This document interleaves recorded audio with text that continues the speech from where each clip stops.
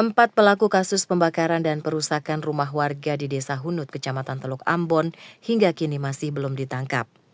Direktur Reskrimum Polda Maluku, Kombes Pol Dasmin Ginting menegaskan, pihaknya tidak melakukan pembiaran, tetapi untuk menangkap para pelaku diperlukan strategi yang matang. Olehnya hingga saat ini Polda Maluku masih terus melakukan pengejaran terhadap para pelaku.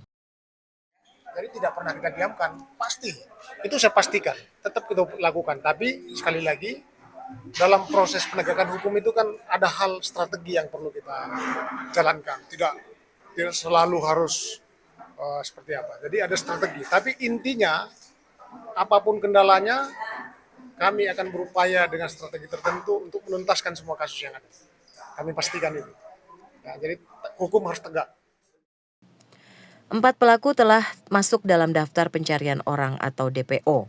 Polda Maluku mengimbau kepada masyarakat yang mengetahui keberadaan para pelaku agar bisa bekerja sama dengan aparat kepolisian.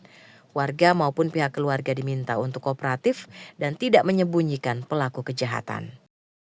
Christine Sipahelut Kurniawan melaporkan.